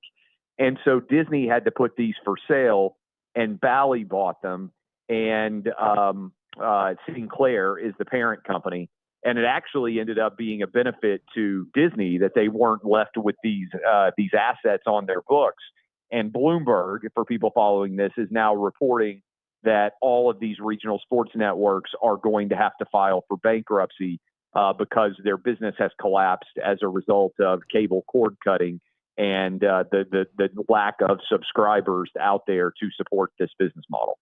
So, Clay, what do you think is next for all of these? You know, we'll mention watching Braves games on Bally Sports Southeast. What comes out of all of this if this model is now breaking down to where these leagues that play so many games over the course of a season, where are they going to find their TV home? Well, I think there's going to be it's going to take a few years. I don't know. All these deals, remember, run for different periods of time, and exactly what that bankruptcy looks like, what the ownership looks like of these contracts when they come out. But I think the end result is going to be that, 6 years from now or 5 years from now, and certainly 10 years from now, everybody who wants to watch these games is going to have to pay for a streaming subscription. So instead of being able to sit down and watch them by and large on your cable and satellite package, I think you'll have to sign up for those on an individual basis, which is the big story here. Is the cable and satellite bundle was actually a pretty good deal for your average sports fan. And already you're seeing it start to fray in fairly substantial ways, particularly, Amazon Prime now has Thursday Night Football. Apple's going to have the MLS if you're an MLS fan. YouTube, which is owned by Google, is going to have the NFL Sunday Ticket going forward. So the days, I think, of a fan sitting down in front of the television and just putting on the television guide and being able to find every single sporting event that they would want to watch. ESPN Plus has got the UFC. I mean, I could continue to break this down. I think increasingly those games are going to move to streaming services that individual fans are going to have to purchase, and it's actually going to cost a lot more than a cable and satellite subscription used to, which I think a lot of people are kind of having a light bulb moment go off, and you're sitting around saying, wait a minute, I pay for Amazon Prime, I pay for HBO Max, I pay for Paramount, I pay for Disney Plus, all of these different outlets, and you may still have a cable and satellite subscription, all these different streaming services stacking one on top of another, Netflix, are going to end up costing more than the cable and satellite bundle did standing alone. Clay, we all know that one of the best professions to fail in is coaching with the buyout money, right? And I realize that not every coach has a 28-year-old Polish model as their girlfriend. But why don't more coaches take the Cliff Kingsbury approach, buying a one-way ticket somewhere and getting away from the game? I think there is a fear to not taking opportunities, because in order to climb your way up to become a head coach in the NFL, you kind of have to have a maniacal focus on your career and be willing to go wherever the job is from the time you start off, making $20,000 a year as a low-level grinder. And I think there's a fear of being left behind. Candidly, a lot of coaches don't have either the youth or the money that Cliff Kingsbury has. But I think there's a lot of guys who envy that choice that he made to just bail and be unreachable for a while. And I think it probably makes you more desirable as a coaching hire to not be as available and sprinting towards a job every single time. And I imagine that Cliff Kingsbury is just burned out. He's put everything he has into trying to win games, and that relationship with Kyler Murray, and he's probably just wanting to totally recharge. And I don't begrudge that decision at all. I mean, I think there's a part of everybody out there that would love to just kind of toss their cell phone as far as they could, who has a job like that, who has a job that's 24/7. And be unreachable for some period of time where you kind of just get to live moment to moment, which I'm sure has some appeal to Cliff Kingsbury. And when you've got all that money coming in, tens of millions of dollars, he doesn't have any immediate necessity to work.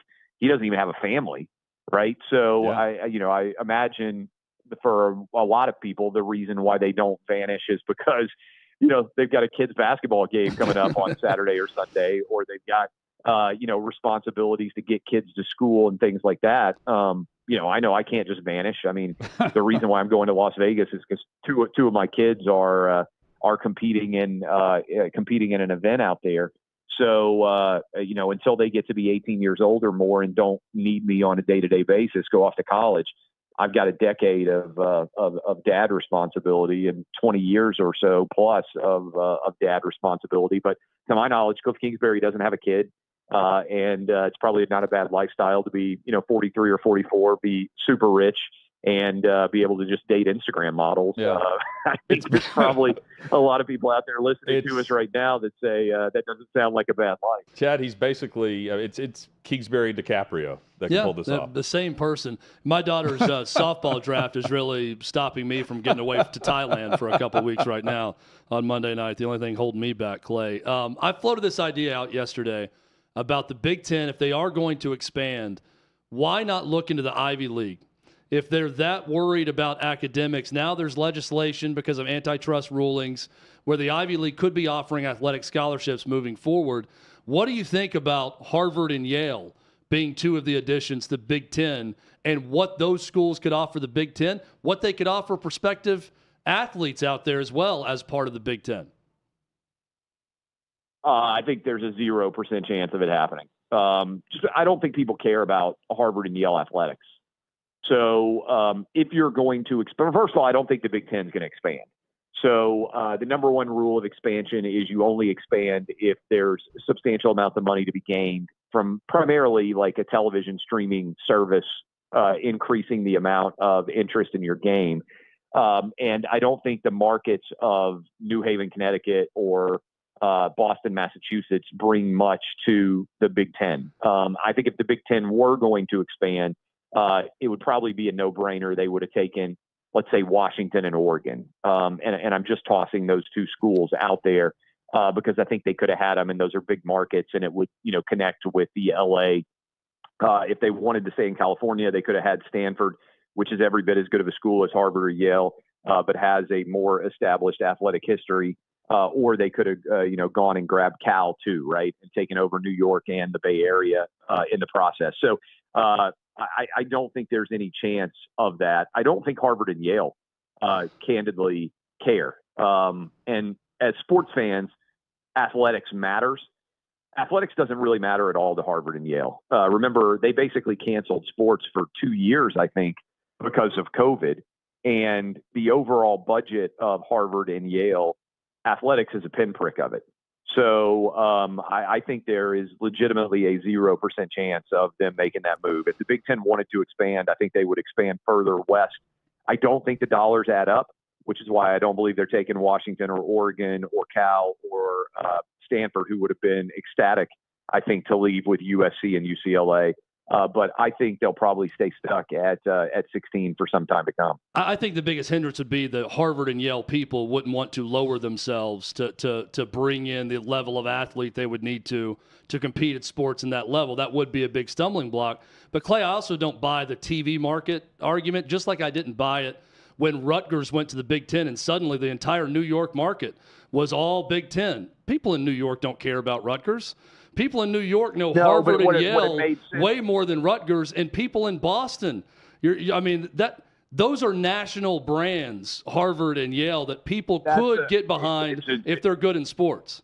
It's a 0% chance. Look, the play for Rutgers was based on what is increasingly becoming an anachronism, which was the cable and television markets for expansion. And so when you are in a new market, so Cablevision, whatever the primary cable and satellite subscribers were in the New York City metropolitan area, you can charge a substantial premium for those markets. That's why the SEC went and got Texas A&M in Texas. It's why they took Missouri. And frankly, there's an argument. That's why the Big Ten is still doing the LA market, because I don't know what their coverage looks like in a market that big. But you can charge about 10x the cable and satellite subscription dollars. It's why if the SEC expanded, they would add North Carolina and Virginia, because when you have a local team in those marketplaces, you get to charge about 10 times as much money. So let's say that the SEC added Virginia Tech, and I don't remember the exact numbers. I used to know them, but let's say there are 9 million cable and satellite subscribers in the state of Virginia, and that might be too high, but let's say it's 9. Well, you would go from 10 cents times 9 million per month to $1 times 9 million per month. And so the dollars would add up such that schools paid for themselves. And really, I think the idea behind the Big Ten adding Rutgers and going to the East Coast and making a play there was the Big Ten was close to getting not just Rutgers and Maryland, but also going down the coast and picking off Virginia and the University of North Carolina. So that was their play. They did not have it happen. We'll see what happens going forward, with the ACC schools. That's why the ACC went north and added Syracuse and why they added Boston College. If the Big Ten wanted to add a school in the Boston area, which I don't think they do because I don't think the dollars add up, I think they would add Boston College. And if they wanted to add another school in New York, which I don't think they do, again, I think they would grab Syracuse. So that's the math behind it. The math just doesn't add up for either Yale or Harvard as making sense. What exactly was Patrick Reed expecting when he approached Rory McIlroy after suing the guy a few months ago and tried to greet him on the golf course in a practice round? Yeah, I don't know a ton of the details about the lawsuit, but expecting to get like a bro hug when you filed a lawsuit against somebody is, I think, a little bit awkward. Now, maybe Patrick Reed is just not that plugged in to what's going on a day-to-day basis. Sometimes guys have advisors who, those guys are basically small businessmen and sometimes big business, in the case of Rory and Tiger and everything else. But it seems like Patrick Reed is just kind of socially awkward and not really aware necessarily of how his actions are perceived on the larger tour. I think that's kind of what that interaction. I watched the video where he kind of tossed the tee at Rory, and it just seemed to me like this is a guy who's very socially awkward. Maybe doesn't necessarily have bad intentions, but just really doesn't have a sense for how his actions are being received on the tour. Clay, I've got, let's see, San Fran is getting 2.5 this weekend. Chiefs, they're getting a point at home at Arrowhead now, so the Bengals are actually favored after opening up as the underdog. Who are you betting and why? Well, I think the challenge for Chiefs Bengals, and I'm taking the Chiefs, is, analyzing the overall health of Patrick Mahomes, because that's why the line has moved as it has. Ultimately, I think it's hard not to take the Chiefs as a home underdog. against the Bengals, even understanding the fact that the Bengals have won their last 3 in that series. I also like the under. And then I believe the 49ers have probably the best roster outside of the quarterback position in all of the NFL. And so I like them. I also like the under, but I like the Eagles traveling cross country. I like the 49ers in that game as the underdog against the Eagles, with 2.5. Who do you think the NFL wants to win these games? I think the NFL is in a really good spot in the AFC because either Patrick Mahomes or Joe Burrow are so young and such superstars that they will do really well regardless of which team comes out of the AFC side. On the NFC side, I would probably bet that I think they're in decent shape there as well. I tend to think the 49ers are a bigger brand than the Eagles, and they might like the story of Brock Purdy more than they like the story of the Eagles. But so I tend to think maybe a little bit 49ers. But again, I don't think they're in a bad spot because Jalen Hurts, when you have a young quarterback who has performed at the level that he has in a big East Coast media market, it's hard to go wrong in that dynamic at all. Probably they would rather have Fox. I mean, Fox has this game. It's a good question. I would think they'd probably rather have East Coast to West Coast, right? Yeah. So if they could draft the Eagles and the 49ers as the teams to play, they probably would prefer those two. But the NFL is such a big brand now that market size doesn't matter that much. I mean, Kansas City and Cincinnati are not big markets. It really matters how much do people care about the stars. And I feel like Burrow and Mahomes are such big names now that either way they're going to do fine. But I would rank them probably as, Eagles 1 or 49ers 1, East and West Coast probably favored. And then I think they're going to be pretty ecstatic about whoever they get out of the AFC. Clay, I was blown away to see because I would say the Eagles would be the draw with the East Coast part of it and that franchise having a huge following. But the 2018 Super Bowl that featured the Eagles win is like the second lowest rated Super Bowl in the last 17 years, which surprised me. I'll give you the one entry they probably don't want, Chiefs 49ers rematch from a few years ago. I would think that's probably the least desirable TV matchup. I don't know about that. I think it would probably do fine because that game. It's a Super Bowl. It's going to do fine whoever plays. But the game matters. The quality of the game matters more than the teams that are involved. And remember, they're really coming up on a big number because I don't know, was it 45 million people watched 49ers Cowboys? And I think that's the number.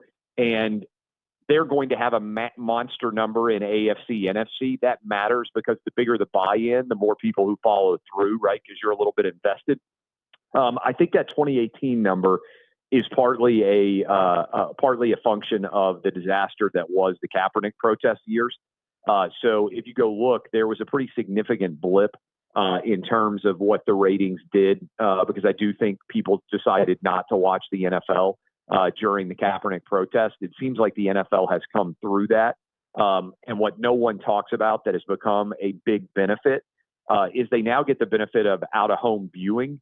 So for people who watch, for instance, in a sports bar, they weren't counted until a couple of years ago. And that basically has juiced all the numbers by about 10%.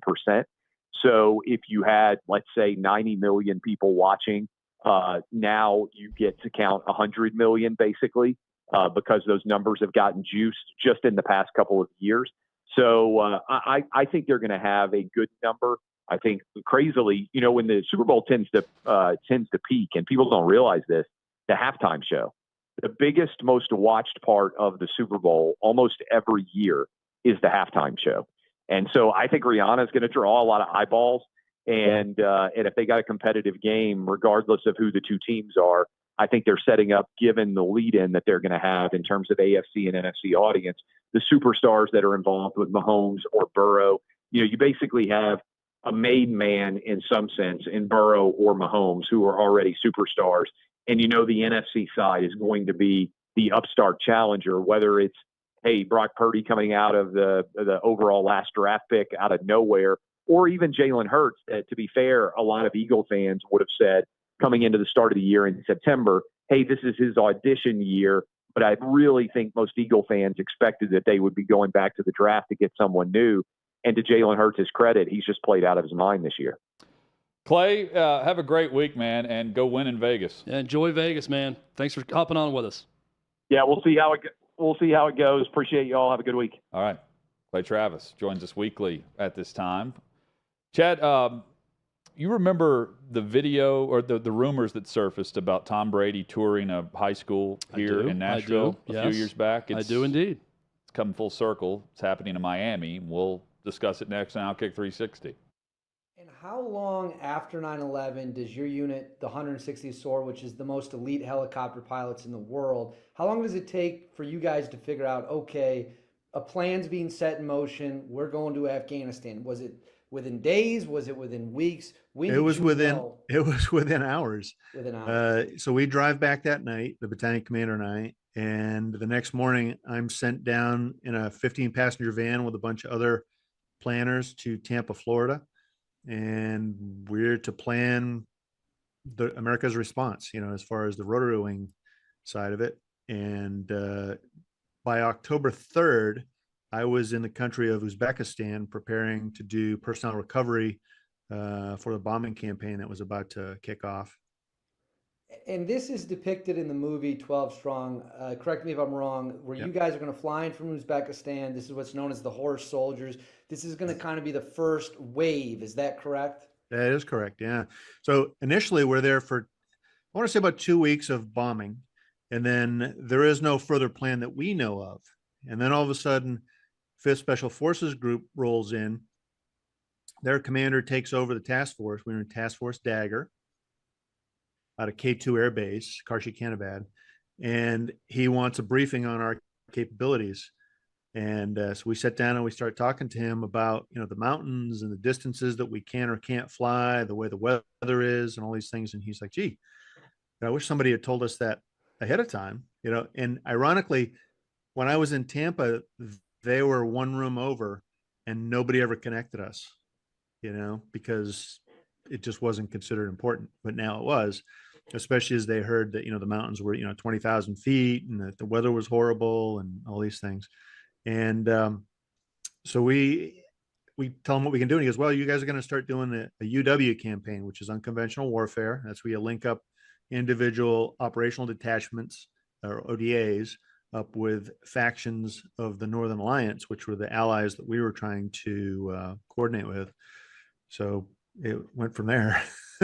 So, and I'm glad you brought up the 20,000 feet thing, because I had it in my notes. I wanted to ask you, in the movie, it's depicted that helicopters had never flown that high, and they weren't sure whether or not it could be done. Was that how it actually worked in real life, that you guys didn't know if the altitude was even workable? Yes and no, but not for the reasons that you might think. So helicopters had flown that high. Chinook helicopters routinely fly at 25,000 feet in Alaska, right over the mountains there. They do the rescue mission at the top of that. It was at Mount McKinley, I think. And so it is possible, but using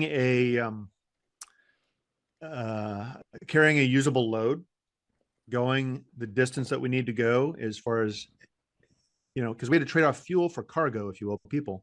Right. And so the math didn't work out, and we're wearing supplemental oxygen, or how long is that going to last, per console for the people you got on board. So there's a lot of calculations that have to go into this that, really weren't operationally proven. I operated in Colorado all the time, but that's nothing compared to Afghanistan.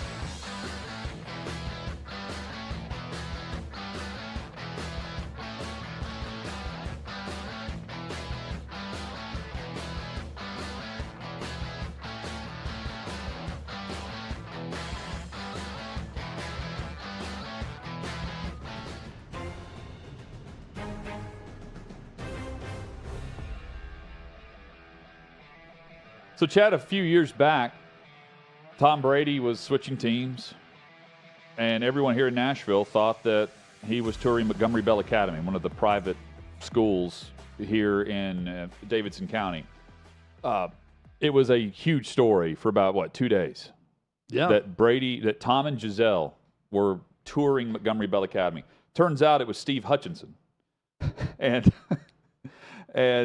his wife, not Tom Brady. Who's a social media influencer star, his wife. And then, of course, Tom ends up pretty tall, blonde woman, You could see if, you're looking from 40 yards away, maybe it's maybe that's Giselle and Tom Brady.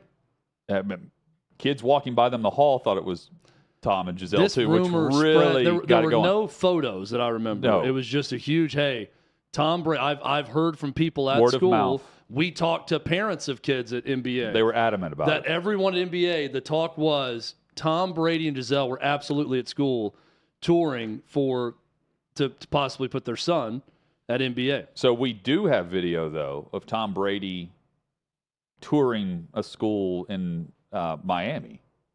Your thoughts, Chad, as you see Tom in Miami. We had this discussion yesterday about, the Dolphins have said Tua's coming back and he's the starter, but we also know that they coveted Brady a year ago. They were docked a pick because of this, because of their flirtation with Brady and with Sean Payton. But, man, it makes a lot of sense. Well, here's what my response to this. Brady's kids are in Miami, so they're touring a school because the kids live in Miami. Has nothing to do with the Dolphins. I'll also say, speaking of full circle, Hutton, if you remember, that when we caught word of this, that rumor was happening, you and I were in Miami. This was early 2020 in the Super Bowl in Miami. During that week, we're taking texts and phone calls. We're actually in Miami at the time. And now here we are in Nashville covering a story. So then we were in Miami covering the story of Tom Brady maybe in Nashville with Giselle. Now it's in Nashville covering the story of Tom Brady in Miami. And he's now leasing, or he's now paying like $70,000 a month for a home that's right down the street from Giselle's new place. That tracks. That sounds right. I don't study the real estate blogs to know, but that sounds about right to me. There's a lot of people discounting Vegas. I know. Simply because he wants to be on the East Coast.